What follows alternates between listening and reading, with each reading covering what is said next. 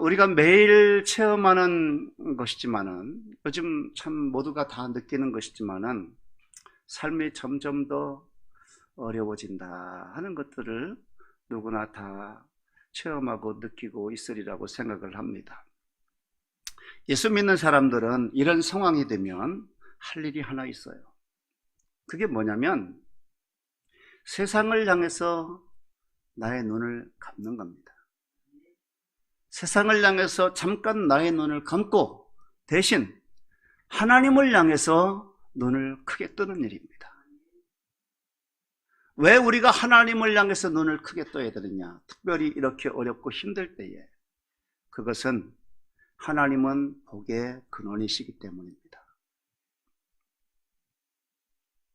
하나님께 복을 바라는 우리는, 그래서 오늘 본문에 등장하는 오벳 에돔이라고 하는 이 사람에게 관심을 가질 수밖에 없어요. 왜냐하면 이 오벳 에돔이라고 하는 사람은 성경에 그렇게 많이 나오질 않습니다. 몇 번 등장하는 그 이름임에도 불구하고 그 이름이 등장할 때마다 그에게는 복을 받았다고 하는 그 주석이 꼭 따라붙어요. 그냥 오벳 에돔 이름 끝난 게 아니에요. 오벳 에돔은 하나님께 복을 받았다는 내용이 계속해서 그 이름이 나올 때마다 반복적으로 나오고 있습니다. 11절 끝에 보면 여호와께서 오벳 에돔과 그의 온 집에 무엇을 주시니라? 복을 주시니라. 복을 주시니라. 또 12절에도 그런 말이 나옵니다.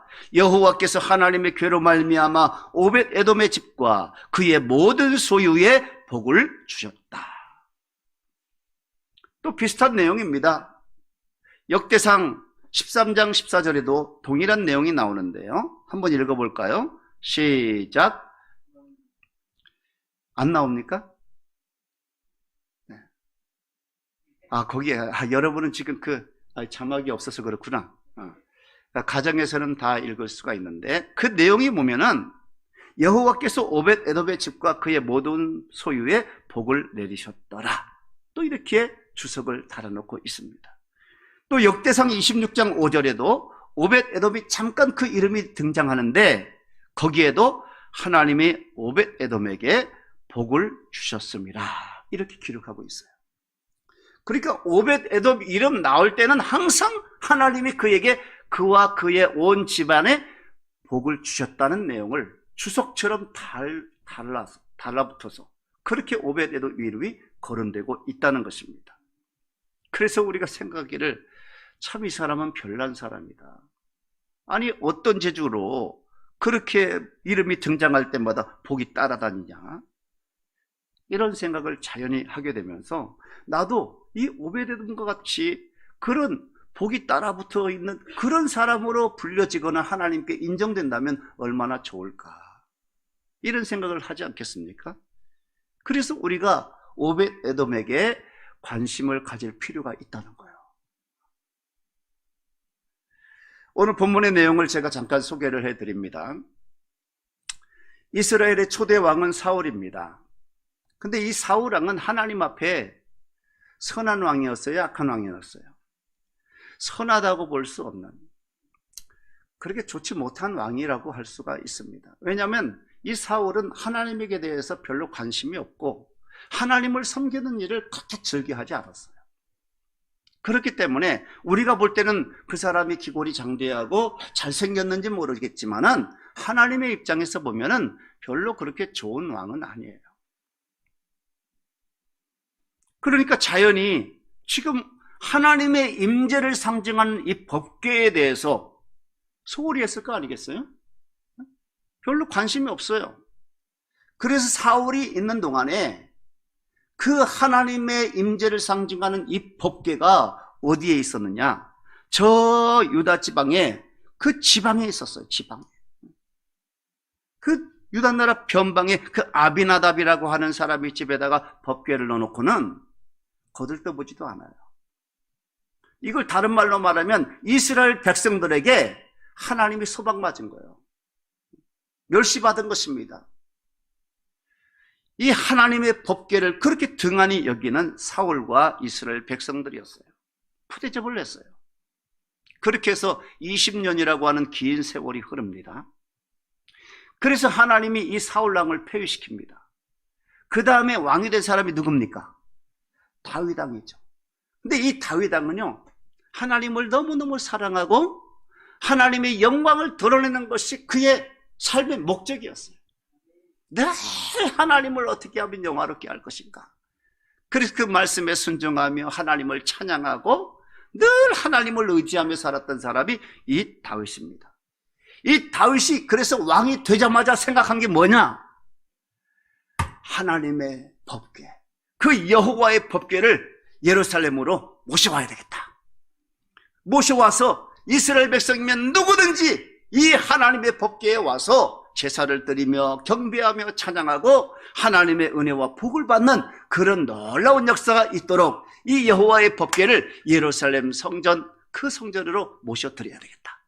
그런 생각을 하고 전국에 유사 300만 명, 3만 명을 모아가지고 이 법궤를 예루살렘으로 이제 옮기는 그런 국책 사업으로서 아주 큰 행사를 치르게 됩니다. 그런데 이제 그 전까지는 그 법궤가 아비나답이 제외에 있었기 때문에 그 아비나답이 20년 동안 그 법궤를 섬겼다고 보기보다는 그냥 보관했다고 그렇게 볼 수밖에 없겠죠. 나중에 우리가 한번 생각해 보겠지만은 이 오베데돔은 20년 동안 그렇게 법궤를 섬겼는데 복을 받았다는 얘기는 없었어요. 그런데 아비나답이죠. 아비나답이. 근데 오베데돔은 3개월 섬긴 거예요. 3개월 섬겼는데 온 유대 나라에 오베데돔이 법궤를 섬긴 이후에 큰 복을 그 가정이 받고 있다. 그 복을 누리고 있다고 하는 것이 온 유대 나라에 파랗게 퍼져가지고 그것이 나중에는 다윗의 귀에까지도 들어갈 정도로 그런 어마어마한 복을 받게 된 거 아닙니까? 그러니까 이 아비나답은 20년 동안 법궤를 집에 모시긴 했지만은 그냥 보관한 정도로 그렇게 아마 지냈을 거라고 생각을 해요. 아무튼 이 다윗 왕은 이 법궤를 아비나답의 집에서 그 산속에 있는 아비나답의 집에서 지금 예루살렘으로 모셔와야 되기 때문에 많은 전국에서 유명한 사람들을 다 모으고 그 다음에 아비나답을 통해서 그 집의 자손들을 통해서 지금 그 법궤를 예루살렘으로 옮기려 하는 것입니다. 그래서 아비나답이 아마 앞에 있었을 것이죠. 그리고 두 자녀가 있었는데 그 두 자녀 중에서 한 사람은 앞에, 뒤에 우사라고 하는 사람이 뒤에서 수레를 이제 끌고 밀고 그러면서 법궤를 옮기고 있었던 것 같습니다. 그런데 이 법궤가 이제 수레를 마련하고 법궤를 실어서 옮기는 중에 나곤이라고 하는 사람의 타작마당, 거긴 좀 꽤 널찍했나 보죠? 이 타작마당에 딱 이르렀을 때 소가 펄쩍펄쩍 뛰는 거예요. 아니 소가 펄쩍펄쩍 왜 뛰었는지 그 이유는 잘 모르겠어요. 뭐에 놀래서 그랬는지 어떻게 했는지 이 소가 막 펄쩍펄쩍 뛰니까 그 수레에 실렸던 그 법궤가 흔들리면서 떨어질 위기에 처한 거 아니겠어요? 그래가지고 깜짝 놀란 이 뒤에서 지키고 있는 우사가 떨어지지 말라고 그랬겠죠. 법궤를 덥석 안았나 봐요. 근데 하나님이 그것을 죄로 여기신 것 같아요. 왜 그랬는지는 그 법궤를 왜 손댔다고 해가지고 죽었는지를 그 이유를 모르겠는데 이 법궤를 안았던 이 우사가 그 자리에서 축사를 해버려요. 아마 하나님은 그렇게 법궤가 떨어지든 말든 이 사람이 함부로 그 법궤를 만지는 것에 대해서 굉장히 불경하게 아마 생각하셨던 것 같아요. 그래서 우사가 그 자리에서 즉사를 하게 됩니다. 이 모습을 본 다윗 왕과 그 많은 사람들이 다 놀라고 두려워 떠는 것입니다. 그래서 오늘 성경에도 그 앞에 나와 있죠. 이 다윗이 9절 말씀 보세요. 9절 말씀 한번 읽어볼까요? 시작. 다윗이 그날에 여호와를 두려워하여 이르되 여호와의 귀가 어찌 내게 오리요 하고, 그리고 그 궤를 예루살렘 성으로 들이기를 기뻐하지 않았다. 한마디로 말해서 두려워서 벌벌 떤 거요. 이러다가 내가 죽는 거 아닌가? 그런 두려움 가운데 지금 벌벌 떨고 있는데, 그것을 바라보고 모든 사람들이 다 알고 있는데 거기 있는 유사들 모두도 다 벌벌 떨고 이거 어떻게 하냐 어떻게 하냐 그러고만 있는 거예요. 그때 이제 이건 제 생각입니다. 성경에는 안 나오는데, 오벳 에돔이라고 하는 사람이 다윗 왕 앞에 딱 나서더니, 왕이요, 왕이 허락만 하시면 법궤를 우리 집에 모시겠습니다. 그렇게 얘기한 거예요. 이 다윗이 지금 벌벌 떨고 이거 어떻게 할까 지금 고민하고 있는 중에 그런 얘기를 하니까 속으로 옳다, 됐다, 그래 너희 집에 모셔라. 그리고 그 법궤를 그쪽으로 메고 갔다, 그 말이에요. 오늘 그 내용이 나오잖아요. 다윗이 오벳 에돔의 집에 법궤를 메고 가버려. 그리고 그 집에다가 보관을 하는 겁니다. 그리고 나서 사람들이 다 흩어집니다. 왕도 예루살렘 성으로 돌아왔습니다. 그리고 나서 3개월이 지났어요. 3개월이 지났는데 이스라엘 전역에 바닥에 소문이 나는 게 있어요. 그게 뭐냐? 오벳에돔이 하나님의 법궤를 들여서 그 법궤를 모신 이후에 3개월이 됐는데 그 집안에 어마어마한 복을 받아서 그 복을 지금 누리고 있다는 것입니다. 이 소문이 얼마나 멀리까지 갔는지 나중에는 그 신하가 듣고서 그것을 다윗에게까지도 보고하는 내용이 오늘 본문에 기록되어져 있습니다.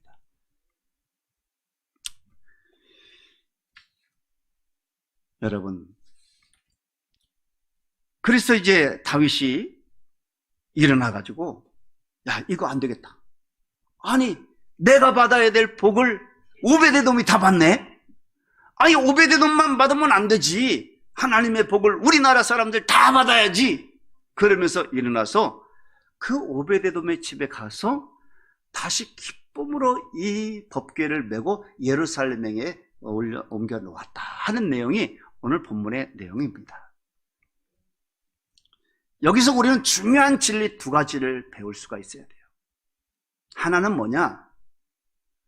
하나님은 우리에게, 당신의 사랑하는 백성들에게 복을 주시기를 원하신다 하는 거예요. 하나님은 우리에게 복을 주시기를 원하세요. 또 한 가지의 진리는 오벳에돔처럼 하나님을 기쁘게 정말 정성을 다해서 모시는 사람이 하나님의 복을 받는다 하는 것입니다. 이 2가지 진리를 오늘 이 말씀 속에서 우리가 분명하게 배울 수가 있어야 되겠다 하는 것입니다. 자, 먼저 하나님은 우리에게 복을 베푸시기를 원하시는 분이시라는 사실을 우리가 한번 생각해 보려고 합니다. 자, 우리가 한번 저 인간을 처음 창조하셨던 그 에덴 동산으로 한번 같이 가보자고요. 자, 하나님이 흙으로 아담을 만드셨어요. 그리고 아담이 잠들었을 때에 깊이 잠들게 하시고 그 갈빗대를 취해서 하와를 만드세요.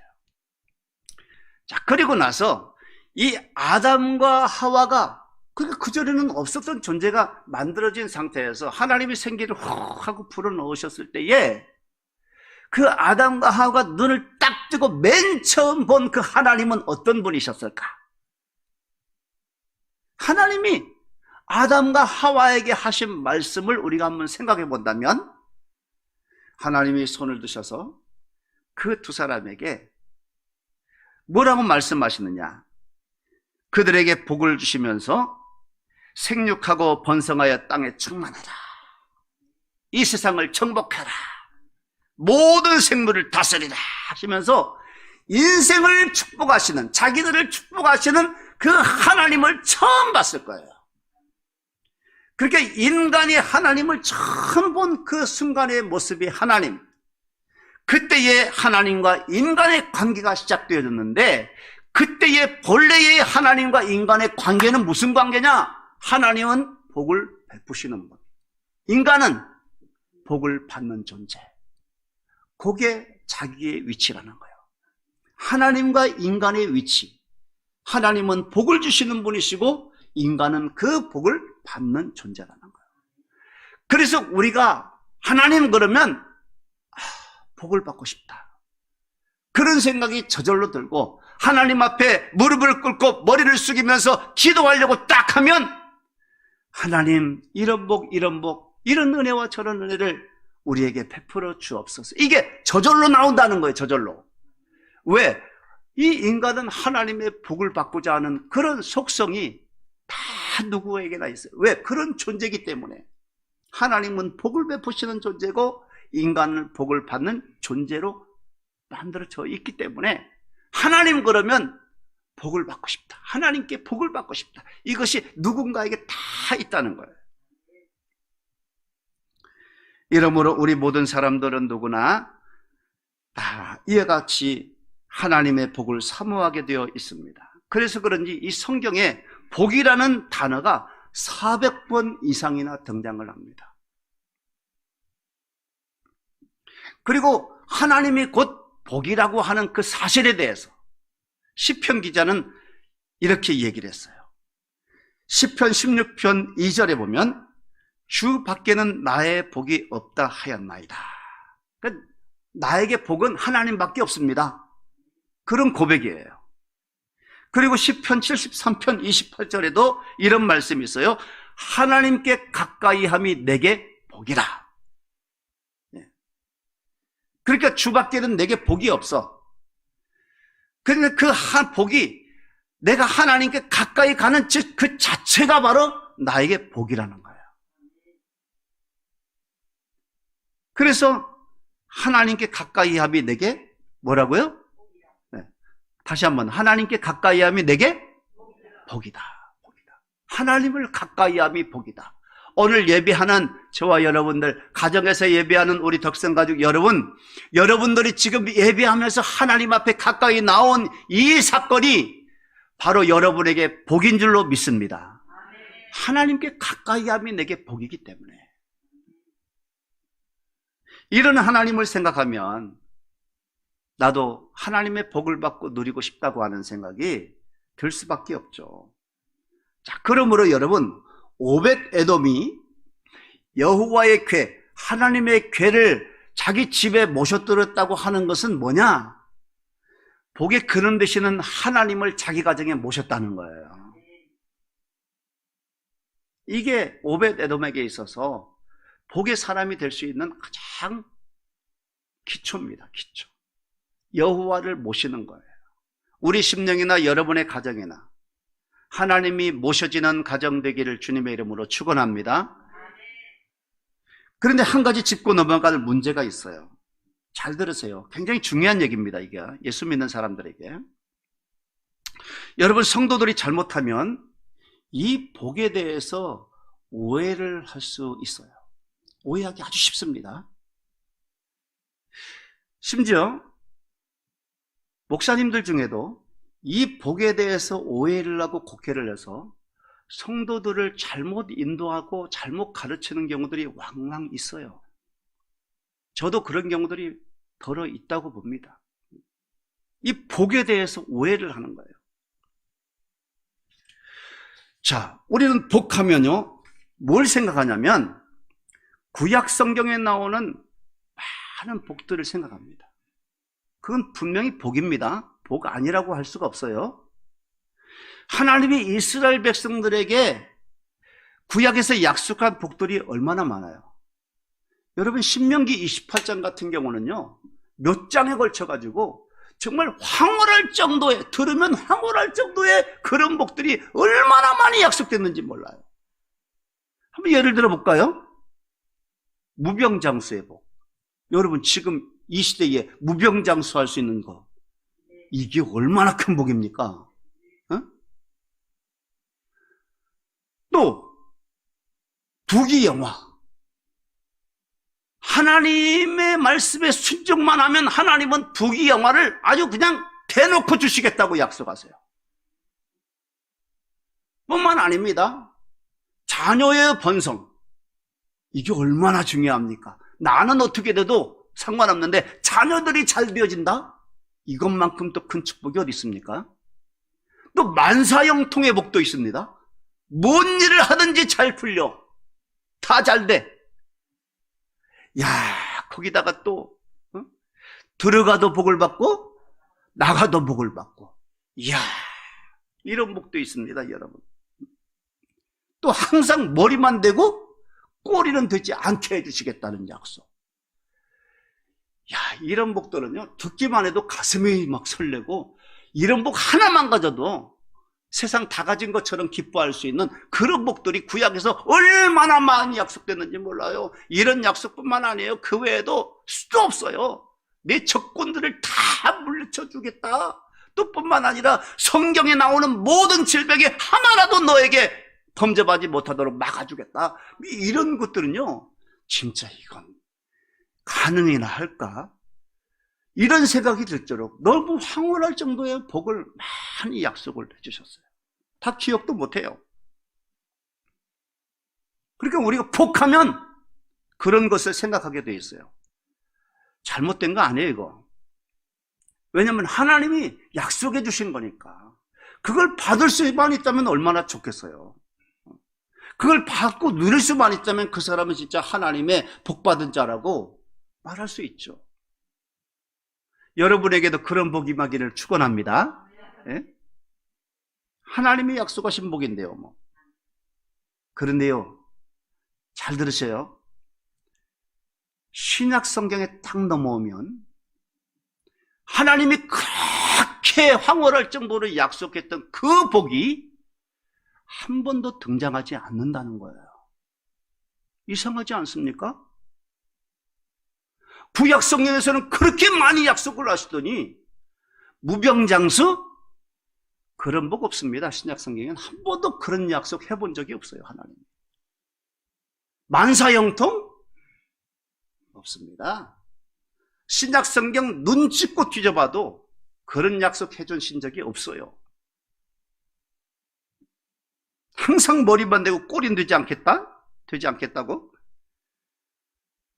그런 약속을 해주셨던 그 하나님의 모습이 신약 성경에는 한 번도 볼 수가 없어요. 그리고 오히려 도무지 이해가 되지 않는 그런 말씀만 하세요. 부자 되려고 하지 말고 일용할 양식 매일매일 날마다 기도해. 뿐만 아닙니다. 가난한 자가 더 복이 있대. 가난한 자가. 네? 천국은 가난한 자의 것이래. 이야, 아니 바뀌어도 어떻게 이렇게 바뀔 수가 있어? 또 받는 자보다 주는 자가 더 복이 있대. 많이 내가 모아서 받고 그래야 복이 있는 걸로 알는데 아니 주는 자가 더 복이 있대. 그리고 또 오래 살 생각하지 말고 주를 위해서는 언제든지 죽을 준비하고 살아. 이게 신약 성경의 명령이에요. 에? 그리고 세상에서 환난과 핍박을 당하고 남에게 욕을 들으면 그거 복인 줄 알고 감사하고 찬송하라 그래요. 이건 뭐 세상이 어떻게 갑자기 이렇게 변해도 이렇게 변해버렸는지, 우리가 혼란을 일으킬 정도의 그런 말씀이 아주 달라집니다. 신약성경, 오늘 우리가 사는 이 시대에 구약성경, 우리는 구약성경의 그 약속한 그 복들만 잔뜩 구하고 있는데 신약성경은 한 번도 그런 약속을 해주질 않아. 그리고 엉뚱한 것이 복이라고 자꾸만 말씀을 하셔요. 복을 보는 표준이 이렇게 달라졌어요. 왜 그랬을까? 왜 달라졌을까? 구약 성경의 복과 신약 성경의 복, 구약에 살던 사람들에게 복, 그리고 오늘 신약에 사는 오늘 우리들에게 주어지는 복, 그게 달라요, 기준이. 그 이유가 뭔지 아세요? 딱 한마디로 말하면 하나님 나라 때문이에요. 하나님 나라. 여러분, 구약 성경에는요, 오늘 우리가 추구하는 그 하나님이 직접 다스리는 하나님의 나라에 대한 개념이 없어요. 그들이 생각하는 하나님의 나라라고 하는 것은 뭐냐? 하나님의 종이 하나님의 어떤 종을 들어서 이 땅에 하나님의 나라를 세우는 겁니다. 하나님의 왕국을 세우는 겁니다. 그게 하나님의 나라예요. 그들이 추구하는 하나님의 왕국. 지금도 유대 사람들은 그걸 추구하고 있는 거예요. 그걸. 이 땅에 보이는 나라, 정치적인 그런 하나님의 왕국을 그들은 생각하고 있어요. 팔레스틴의 지상천국을 이루고 온 세계를 지배할 수 있는 것. 그게 그들의 꿈입니다. 그들의 비전이었어요. 하나님이 직접 다스리는 신약시대의 하나님의 나라에 대한 개념이 그들에겐 없었다는 거예요. 그런데 예수님이 이 세상에 오셔서 제일 먼저 선포한 말씀이 뭐예요? 회개하라. 천국이 가까웠느니라. 천국이 가까웠느니라. 여러분, 이 천국, 하나님의 나라가 이미 임했다고 말씀하시고 이미 그 나라는 시작되었다고 말씀하세요. 예수님께서.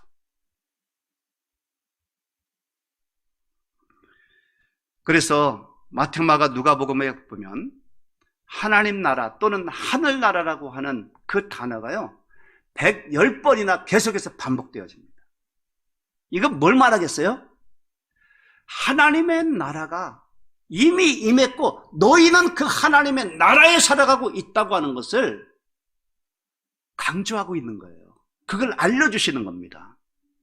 너희는 구약 성경에 사는 사람들이 아니야. 너희는 내가 이 땅에 왔고 이제 너희들을 영원한 그 나라로 들이게 될 텐데 그 하나님의 나라가 이미 내가 옴으로 인해서 임해졌고 그리고 그 나라에 너희들은 나를 믿는 너희들은 이미 그 나라에 살고 있다는 것입니다. 이걸 말씀하고 있는 거예요. 그래서 복의 기준이 달라요. 구약 성경에서 추구하는 복의 기준과 신약 성경에 예수님을 만난 사람들의 추구하는 하나님의 나라가 복이 표준이 다를 수밖에 없어요. 이것을 여러분 마음에 꼭 담으시기를 바랍니다. 여러분, 그렇다면 하나님의 나라에서 무병장수가 무슨 의미가 있겠어요? 영원한 하나님의 나라. 거긴 병도 없고 죽음도 없고 슬픔도 없고 눈물도 없고 고통도 없는 그 영원한 하나님의 나라에서 살 건데 지금 무병장수가 거기에서 무슨 의미가 있습니까? 거기에서 무슨 부귀영화 좀 누리는 거 그것이 무슨 의미가 있겠어요? 에? 만사형통?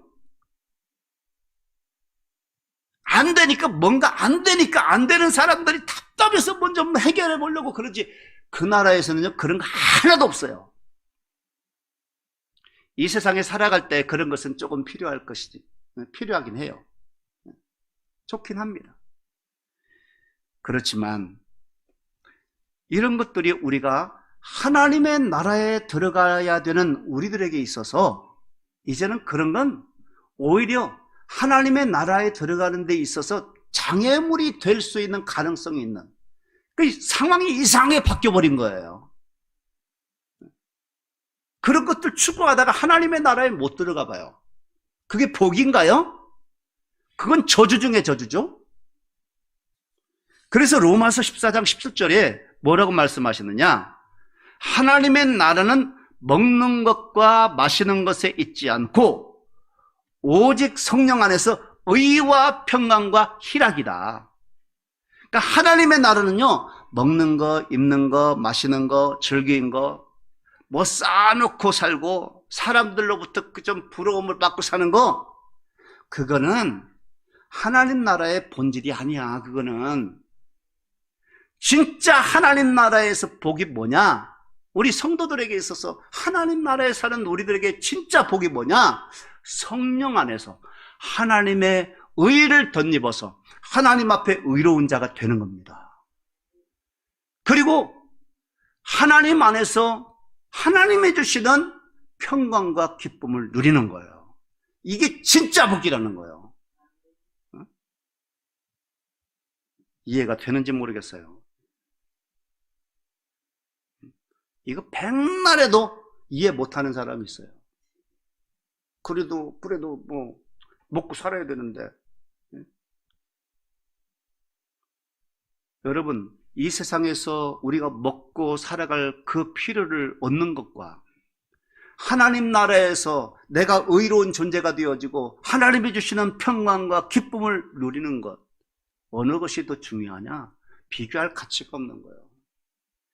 그래서 예수님은 구약 성경에 나오는 그런 복을 선포하지 않으십니다.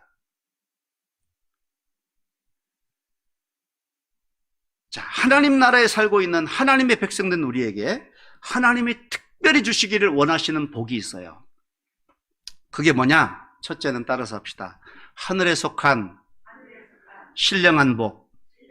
네, 그걸 주기를 원하세요. 이 말을 다른 말로 하면은 구원의 복, 구속의 복, 이렇게 표현할 수가 있습니다. 영생의 복, 하늘에 속한 신령한 복.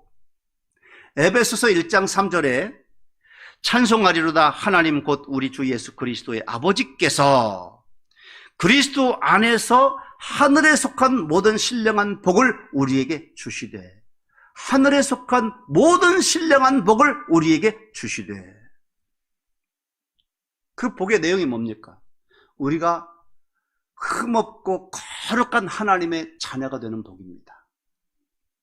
예수 그리스도께서 흘리신 그 보혈로 말미암아 나의 모든 죄를 다 씻어주시는 구속의 복입니다. 더 나아가서는 성령으로 우리를 도장치듯이 팍 팽쳐서 나를 하나님의 소유로 만들어주시는 복입니다. 엄청난 복을 하나님이 주셨습니다. 그런데 잘 들으세요. 이 모든 복이 누구 때문에 우리에게 주어집니까? 예수 그리스도 때문에 값없이 우리에게 주어지는 복이에요. 그러므로 여러분, 이 값없이 주어지는 그 복을 얻기 위해서 예수 안에 우리가 머물러야 되고 예수가 우리 안에 들어오셔야 돼요. 예수님을 모셔야 된다, 그 말이에요. 네? 그래서 이 모든 복, 정말 이 복은 어떻게 보면 천상의 복이고 영원한 복이고 절대적인 복이고 우리가 반드시 받아야 될 복인데, 이 복을 하나님이 예수 그리스도를 통해서 당신의 자녀들에게 주시는 복이라 그 말이에요. 저와 여러분이 이 복을 다 받으신 줄로 믿습니다. 할렐루야. 네. 그래서 구원받은 성도가 뭐라고 노래합니까? 주 예수보다도 귀한 것은 없네. 이 세상 행복과 바꿀 수 없고, 이 세상 명예와 바꿀 수도 없고, 이 세상 부귀 영화와도 바꿀 수가 없네. 세상의 어떤, 구약 성경이 약속했던 모든 복들을 다 끌어모아서 묶어가지고 와가지고 바꾸자 그래도 바꿀 수 없는 복이 누구예요? 예수 그리스도예요. 근데 우리가 그 예수님의 복을 받았어. 그러니 그 세상의 복, 그거 물질의 복, 명예의 복, 무슨 뭐 부귀영화, 장수, 이런 게 무슨 필요가 있어요? 그거 다 묶어가지고 와도 바꿀 수 없는 예수 그리스도가 우리 안에 와 있는데, 그 복을 우리가 받았는데, 그래서 신약 성경에는요, 예수 그리스도가 가장 최고의 복이에요. 그 안에 다 들었어, 모든 복이. 근데 지금도 그 예수님 복보다도 세상 복을 이것도 달라고 그러고 저것도 달라고 그러고 요렇게 구하면서 사는 사람들이 많이 있다, 그 말이에요. 이건 진정한 복이 무엇인지 착각하고 오해하고 있는 사람들이 구하는 것들입니다. 두 번째로 하나님이 당신의 자녀들에게 주기를 원하시는 복이 뭐냐? 따라서 합시다. 자족하는 복. 네, 자족하는 복을 주셔요. 어떤 형편에서든지 감사하고 만족하는 거예요. 자기 형편을 불평하면서 팔자 타령하는 그런 사람은요, 결코 행복한 사람이 아닙니다.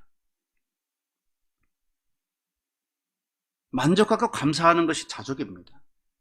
여러분, 온 세상을 다 거머쥔 것처럼 많이 가졌다 할지라도 불평하고 감사하지 못하면요, 그 사람 결국 행복한 사람이 아니에요. 그러나 그냥 평범한 집에 살면서 평범한 옷과 음식을 먹고 살면서도 하나님 앞에 감사하고 자족하는 삶을 사는 사람은 그 사람이 진짜 행복한 자예요. 하나님은 당신이 사랑하시는 사람들에게 이 자족의 복을 주셔요. 자족의 복을. 그 사람이 승리자이기 때문에. 화려한 명예를 가지고 있으면서도 불만을 가지고 사는 사람보다는 무명하면서도 자기 존재를 놓고 감사하면서 사는 사람이 훨씬 복받은 사람이에요. 바울을 보면 알 수가 있어요. 여러분, 이 빌립보서 4장 11절에 어떤 형편에서든지 나는 자족하기를 배웠다 그랬어요. 그래서 바울은요, 감옥에 갇히든지 아니면 뭐 왕궁에 불림을 가든지 무엇을 하든지 불평불만하지 않아요. 항상 그 자리에서 감사부터 해요. 감사부터. 그 능력을 어디서 얻었느냐? 내게 능력 주시는 자 안에서 내가 모든 것을 할 수 있느니라. 빌립보서 4장 13절 말씀이에요. 그 말은요, 내게 능력 주시는 예수님 때문에 나는 어떤 상황 속에서도 자족하면서 살 수 있다는 말이에요. 이런 복을 바울이 받았어요. 이 복을 오늘도 주님께서는 당신이 사랑하시는 자녀에게 주시는 줄로 믿습니다. 이미 예수 그리스도가 우리 안에 와 계시는 이 복을 받았기 때문에 우리도 이 예수님에게 집중하고 예수님에게 배우기만 한다면 바울처럼 될 수가 있다는 거예요. 바울이 그런 능력을 예수님에게서 배웠기 때문에. 자, 그러면 이제 한 가지 중요한 거. 주님께서 우리로 하여금 자족하게 할 수 있는, 자족할 수 있는 사람으로 만드는 방법이 무엇일까? 그건요, 우리 예수님께서 우리가 가지고 있는 한 가지 패러다임을 완전히 바꾸는 겁니다. 그 패러다임이 뭐냐면 시각이라고 하는 거예요. 시각. 이제 헬라어에는요, 시간을 가리키는 두 단어가 있어요. 하나는 뭐냐면 크로노스라고 하는 단어입니다. 크로노스. 이 크로노스라고 하는 단어는요, 과거에서 현재로, 현재에서 미래로 그냥 365일 달력을 따라서 흘러가는 그런 시간을 말해요. 그게 크로노스라고 하는 말로 표현을 합니다. 우리가 이제 시계 보면 몇 시네 몇 시네 하고 오늘 몇 월 며칠 몇 시네 이렇게 얘기하는 것을 크로노스라고 그래요. 그리고 또 하나의 시간적인 표현을 하는 것은 뭐냐면 카이로스라고 하는 말이 있어요. 이 카이로스라고 하는 말은 흘러가는 시간을 얘기하는 거 아니에요. 시간을 얘기하긴 하지만은 그게 어떤 시간이냐? 하나님의 뜻 가운데서 우리를 향하신 하나님의 계획하신 시간, 그 시간을 말해요. 하나님이 복을 주시는 그 시간, 하나님이 나를 사용하시는 그 시간, 하나님이 나를 훈련하시는 그 시간, 그 카이로스. 근데 우리의 시간, 이 시간에 대한 그런 패러다임을, 이 크로노스라고 하는 시간의 개념을 이제는 카이로스에 집중하도록 하나님이 나에게 패러다임을 바꾸는 거예요. 그러므로 어떤 결과가 나타나느냐? 내가 어떤 형편에 있든지, 예를 들면 정말 병이 들었거나 아니면 가난에 찌들어서 지금 힘들거나 사업이 망하거나 아니면 내가 성공했거나 모든 그런 환경 속에서 하나님이 지금 나와 함께 하시고 하나님이 나를 인도해 주고 계신데 하나님이 반드시 이 사건을 통해서 하나님의 뜻을 이루기 위해서 지금 역사하고 있구나, 이런 시각을 가지게 된다는 거예요. 그러므로 힘들고 어려울 때는 인내하게 되고 또 성공하고 승리했을 때는 하나님을 찬양하게 되고 아버지의 뜻을 구하게 되는 겁니다. 이게 바로 하나님이 나로 하여금 자족하게 하는 그런 놀라운 방법, 내가 자족하는 사람이 되게 하는 방법과 수단이 바로 이런 패러다임을 바꾸는 거예요. 참 놀랍지 않습니까? 여러분, 지금 여러분이 어떤 형편에 있든지 하나님이 여러분과 함께 하심을 믿으시기 바랍니다. 그리고 여러분의 삶을 합력해서 선을 이루도록 이끌어 주실 줄로 믿습니다. 이것이 바로 자족하는 사람이 가지는 시각의 개념이에요. 그리고 세 번째로 하나님이 우리에게 주시는 정말 주시고자 하는 그런 복이 뭐냐? 한번 따라서 합시다. 수고의 대가를 주신다. 수고의 대가를 주시는 거예요. 시편 126편 5절 6절에 보면 눈물을 흘리며 씨를 뿌리는 자는 기쁨으로 거두리로다 라는 말씀이 있습니다. 이것은 하나님의 법칙입니다. 눈물을 흘리며 씨를 뿌리면 반드시 거두게 되어 있어요. 이 하나님의 자연 법칙에 무임승차는 없어요. 누구나 다 예외 없이 이 자연 법칙, 하나님의 자연 법칙에 다 들어가 있습니다. 그러므로 우리가 열심히 눈물을 흘리며 씨를 뿌려야 돼요. 여러분, 추수할 수 있는 가을은 누구의 것이냐? 눈물을 흘리며 씨를 뿌리는 자의 거예요. 그 사람만 거둘 수 있는 거예요. 열심히 여름에 땀 흘리면서 밭을 갈고 또 이렇게 논을 매면서 그렇게 일한 사람만이 가을에 풍성한 수확을 얻을 수가 있다는 것입니다. 그래서 우리 모두가 인생을 살되 최선의 노력을 다해야 돼요. 아까 말씀드린 자족의 그런 능력을 가졌다고 해가지고 나는 이래도 평안하고 저래도 행복하고 난 괜찮아 그러면서 마치 아무것도 하지 않고 저 뒷방에 들어가가지고 기도만 하는 그런 사람이 되어서는 안 된다는 거예요. 우리에게 맡겨진 그 일들은 최선을 다해서 감당을 해야 됩니다. 그래야 비로소 대통령도 나오고 훌륭한 장관들도 나오고 국회의원도 나오고 훌륭한 선생님도 나오고 사업가도 나오고 훌륭한 목사님도 선교사님도 나오게 되어 있습니다. 여러분, 그렇게 남다르게 눈물을 흘리면서 열심히 노력하지 아니하면 훌륭한 사람 될 수가 없어요. 그냥 가만히 뒷방에 앉아서 기도만 한다고 해서 그 사람 하나님이 이렇게 막 그냥 세워주시고 그런 게 아니에요. 최선을 다해야 됩니다. 열심히 노력을 해야 돼요. 그런데 문제는요, 우리가 노력한다고 해서 다 그 수고의 대가를 누리느냐? 그건 아니라는 거예요. 네? 이게 문제예요. 시편 127편에 보면 여호와께서 집을 세우지 아니하시면 세우는 자의 수고가 헛되다 그랬어요. 수고의 대가를 누가 주신다고요? 하나님이 주시는 거예요. 하나님이 세워주셔야 돼요. 근데 하나님께서 우리에게 복을 약속하셨는데 우리가 열심히 노력하면 하나님이 거기에 30배, 60배, 100배의 결실을 주신다고 약속을 해주셨어요. 그러므로 그 약속을 믿는 우리들은 열심히 일을 해야 됩니다. 하나님이 거기에 대한 대가를 반드시 거둘 수 있도록 역사해 주시기 때문에. 이제 결론입니다. 오베데돔이 우리에게 지금 교훈하고 있는 내용은 크게 두 가지입니다. 하나는 뭐냐? 하나님은 우리에게 복을 주시기를 원하신다는 거예요.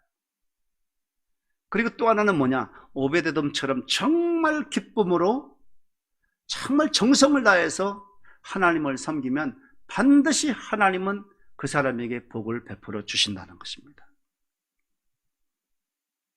자, 웃사가 법궤를 만지고 그 자리에서 즉사하자 전부 겁을 먹고 왕도 법궤를 예루살렘으로 모셔드리기를 기뻐하지 않았어요. 두려워했어요.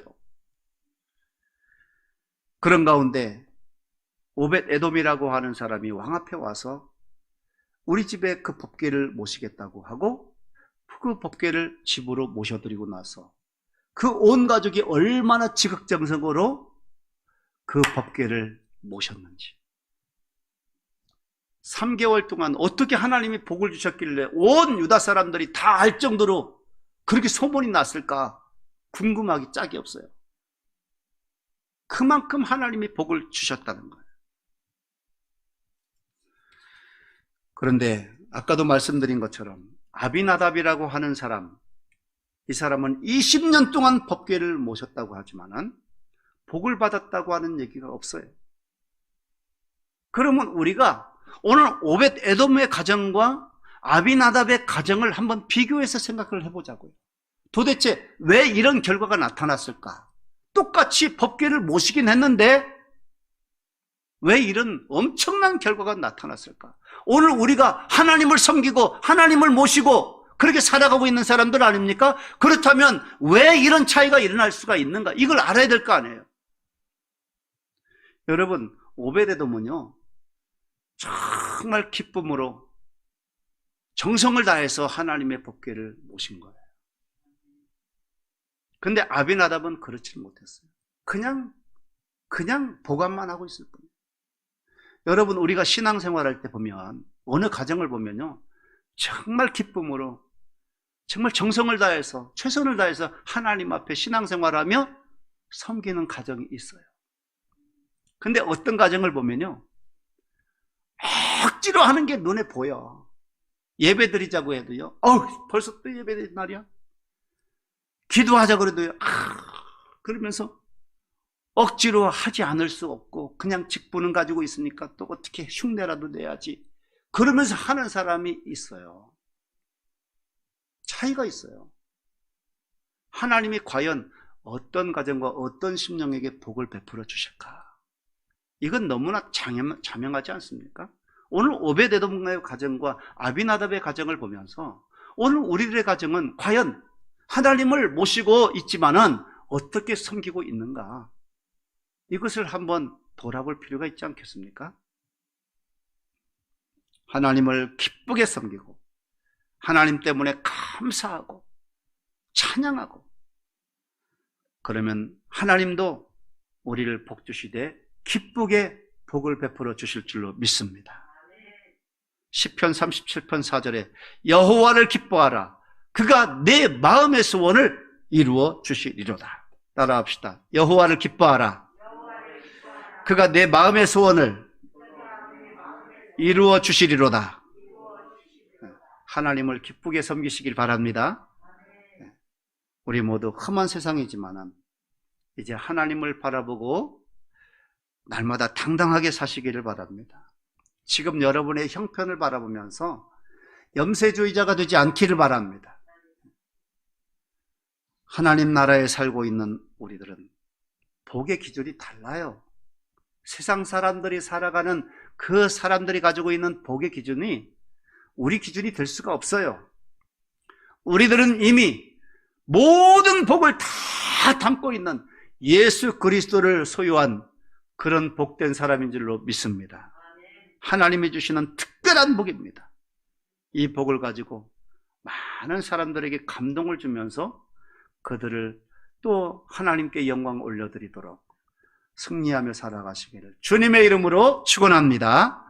기도하겠습니다.